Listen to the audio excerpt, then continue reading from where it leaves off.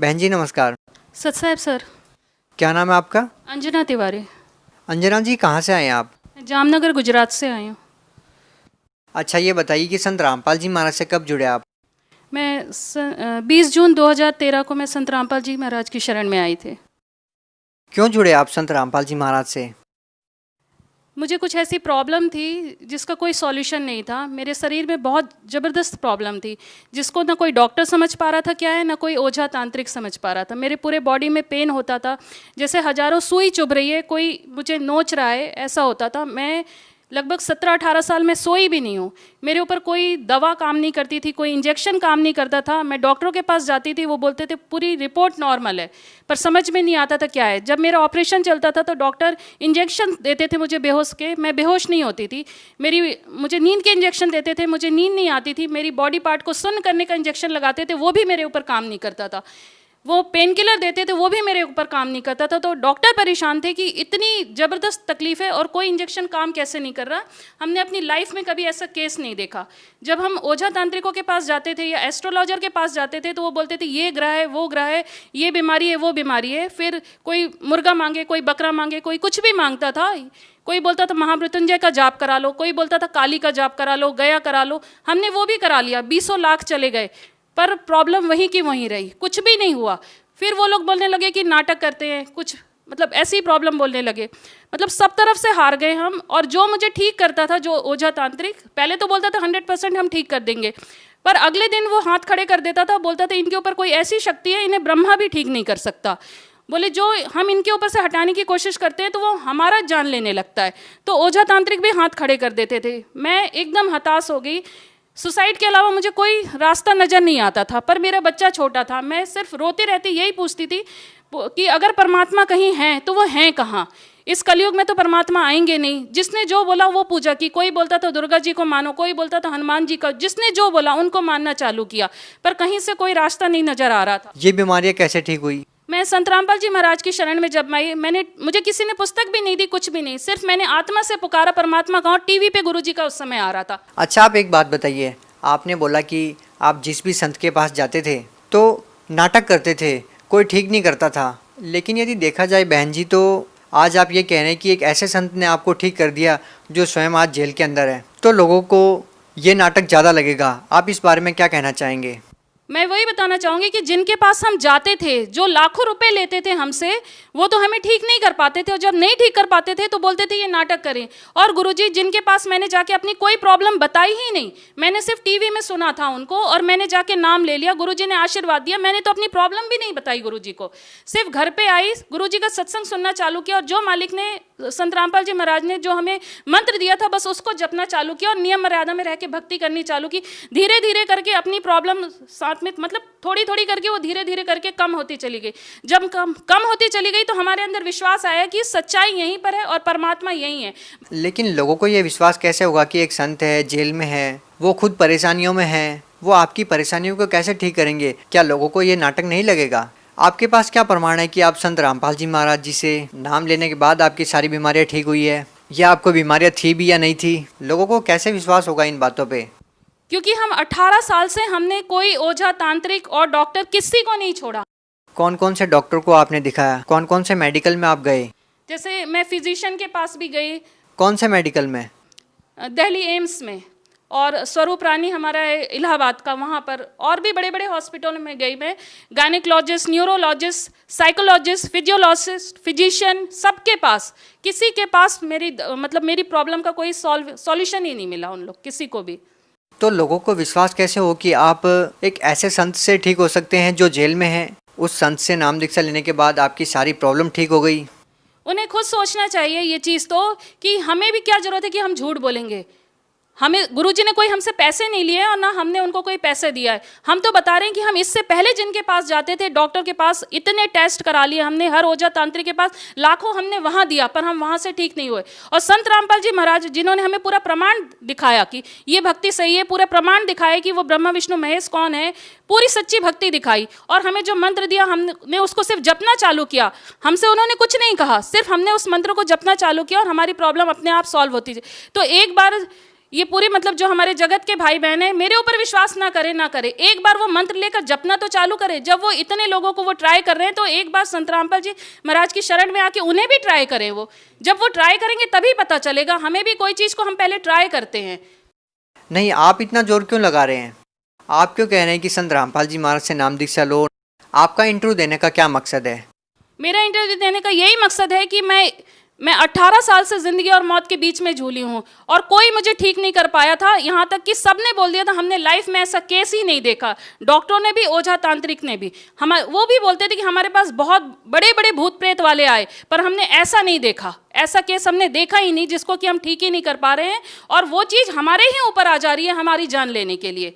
और डॉक्टर तो ये बोलते थे, हमने ऐसा कोई केस नहीं देखा कि हम कोई दवा दें और इंजेक्शन दें और पेशेंट के ऊपर वो काम ना करे। ये पहला केस है जिसके ऊपर कि कोई इंजेक्शन काम नहीं कर रहे हैं, कोई दवा काम नहीं कर रही। वो मतलब मेरा ऑपरेशन चालू हो गया था, पर मैं बेहोश नहीं हुई थी। फिर मुझे बोलना पड़ा कि मैं मतलब होश में हूँ और मेरी पार्ट भी शुद्ध नहीं हुआ है।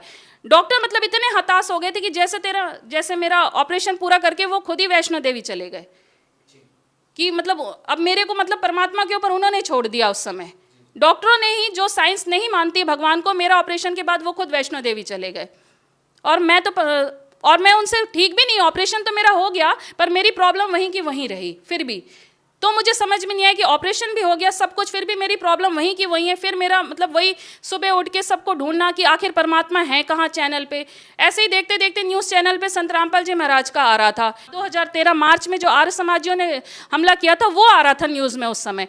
उसको मैंने सिर्फ देखा था, तो मैंने सोचा ये कौन से ऐसे संत है जिसके ऊपर ऐसा मतलब आक्रमण हुआ है। ये संत तो मैंने जब उनका थोड़ा बहुत कभी सत्संग देखा था ऐसे न्यूज़ चैनल चेंज करते हो, तो मुझे ये लगा कि ये तो बहुत सीधे साधे से दिखते हैं, तो इन्होंने ऐसा क्या किया जो का न्यूज़ में आ रहा है। बस ये जिज्ञासा मेरे अंदर थी, इसलिए मैं उनका P7 न्यूज़ पर, उस समय गुरुजी का सत्संग आता था, साधना चैनल पे बंद था, तो मैंने P7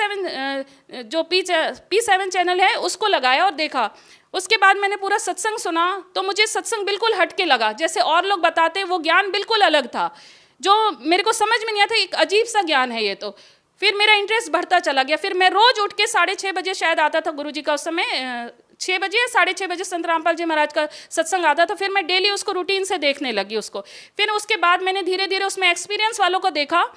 तब मैंने देखा कि मुझे गुरुजी ने इतना बचाया है दूसरे संतों के पास जाने के लिए। ये एक मैं बहुत बड़ी बात आप लोग को बताना चाहूँगी कि जब मैंने देखा तो मुझे लगा कि किसी को गुरु बनाने से हमारे कष्ट दूर होते हैं, गुरु मंत्र ले। तो मैंने सोचा कि मैं ज़्यादा दूर क्यों जाऊँ, आशाराम के पास चले जाती हूँ, ये तो यहीं पर अहमदाबाद में है। तो जब मेरे मन में ये आया कि गुरु मंत्र लेने से ही ठीक होता है, तो मैंने आशाराम को बनाने को सोचा। तो अगले दिन इंटरव्यू में आशाराम वाला आ गया भगत बताने कि वो आशाराम के पास से हार के यहाँ आया।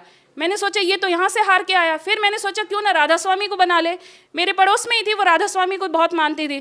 तो जब मैंने राधा स्वामी के लिए सोचा तो अगले दिन इंटरव्यू में राधा स्वामी वाला भी आ गया।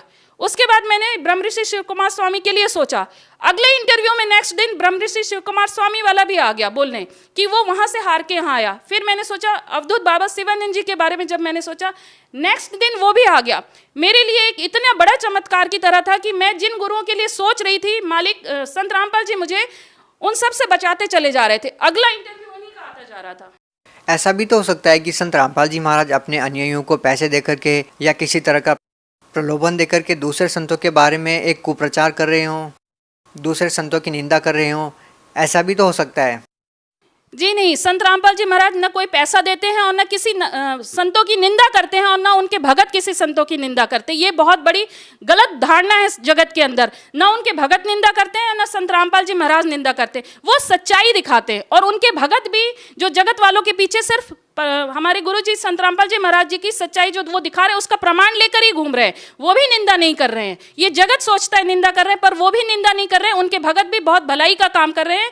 संत रामपाल जी महाराज जो सच्चा ज्ञान दे रहे हैं उसी को वो पूरे जगत में दिखा रहे हैं कि ये सच्चा ज्ञान है, आप इसको यानी देखिए और संत रामपाल जी महाराज की शरण में आइए। आप लोग यानी झूठे गुरुओं के चक्कर में पड़े हुए। ये तो रही शारीरिक लाभ की बात। संत रामपाल जी महाराज से नाम दीक्षा लेने के बाद आपको शारीरिक लाभ मिला। बात यदि आध्यात्मिक लाभ की करें और बात करें ये कि एक सच्चा सद्गुरु होता है विश्व में, तो आप लोग संत रामपाल जी महाराज को ही क्यों चुनते हैं? आप दूसरे संतों से संत रामपाल जी महाराज को किस प्रकार से अलग पाते हैं?